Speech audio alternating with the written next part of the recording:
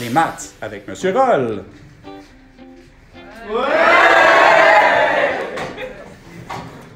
Bonjour, nous allons voir les coniques. En fait, dans les prochaines vidéos, on va regarder les principales coniques séparément. Je te montre à quoi ça ressemble une conique. En fait, une conique, c'est la coupe d'un cône en 3 dimensions comme ça, par des plans. Nous, les coniques qui vont nous intéresser, premièrement, c'est celui où on tranche par un plan qui est parallèle au plan XY. Que ça forme un cercle. Donc, le cercle, c'est une conique qu'on va étudier. Ensuite de ça, si on incline un peu ce plan-là, ce que ça donne, c'est que ça donne une conique qui s'appelle l'ellipse. Vous remarquerez, l'autre cône n'est pas coupé, donc c'est une ellipse. Troisième type de conique, c'est celui-ci. Tu vois un peu apparaître ces deux courbes. En fait, on dirait un peu deux paraboles. On ne peut pas le voir d'un coup. Ça s'appelle une hyperbole. Donc, si on tranche comme ça, la forme de jonction du plan et des cônes fait ce qu'on appelle une hyperbole. Et finalement, le dernier, que tu connais déjà celui-là, c'est la parabole. Tu vas remarquer, c'est parallèle donc au cône, ce qui veut dire que ça coupe juste un des deux cônes, et ça forme une parabole. Et ça, c'est tous les types de coniques qu'on va utiliser. Le cercle, c'est la première conique qu'on va aller étudier. On va y aller avec sa définition.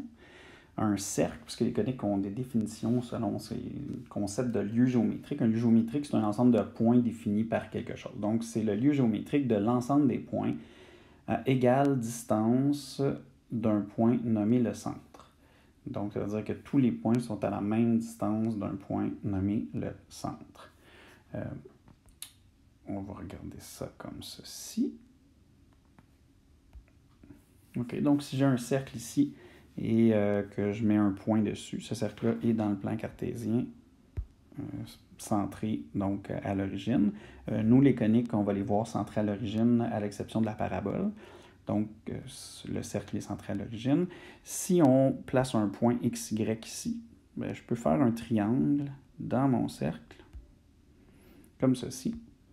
Et ce triangle-là, en fait, va m'aider à définir la formule du cercle. Fait que je peux déplacer le point comme je veux. Le rayon va toujours rester R.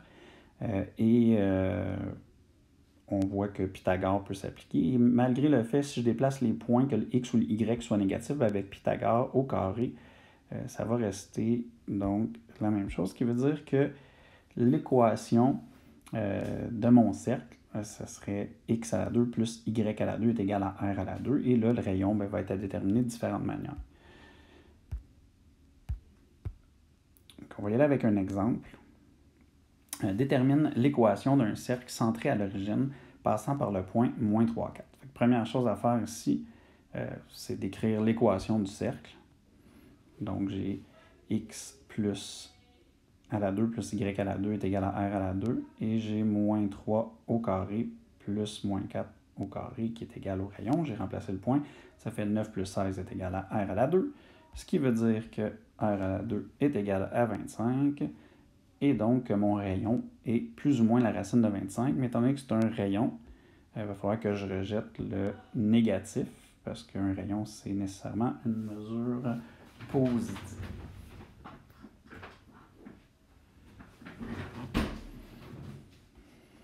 Ce qui veut dire que l'équation de ce cercle-là serait x à la 2 plus y à la 2 est égal à 25.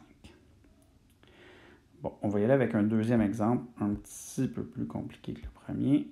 Donc, détermine une équation représentée ici. Donc, ce qu'on veut, c'est déterminer une équation. Première chose à faire, évidemment, c'est de déterminer l'équation. Ce cercle est centré à l'origine. Je vois que le point...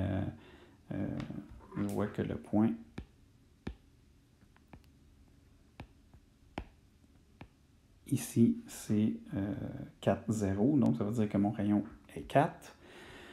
Et je peux remplacer par 4. Donc, ça, c'est l'équation du cercle. Après ça, on veut aller déterminer la zone colorée. Ça met quel symbole dans l'équation. Fait que je vais prendre un point que j'ai mis en rose ici. Donc, le point 6, 0. Je suis certain qu'il est dans la zone de solution. Et en le remplaçant, dans mon équation du cercle. J'ai x à la 2 plus y à la 2 est comment par rapport à 16? Ce que je vais chercher, je remplace donc la valeur. 6 à la 2, ça fait 36. Et ça fait 36, c'est comment par rapport à 16? On sait bien que 36, c'est plus grand que 16. Petit rappel de ton primaire avec probablement ton professeur. Le crocodile veut manger le 36. Ho, ho, ho. Beau petit rappel. C'est pas grave, on est assez grand pour comprendre le symbole de plus grand, plus petit maintenant.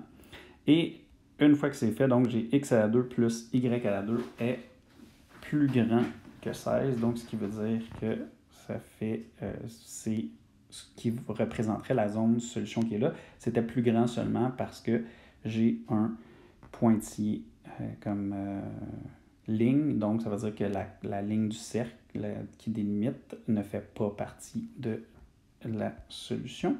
Et c'est ce qui conclut le cercle. Bon, le cercle, on dirait que ça tourne un peu en rond, hein?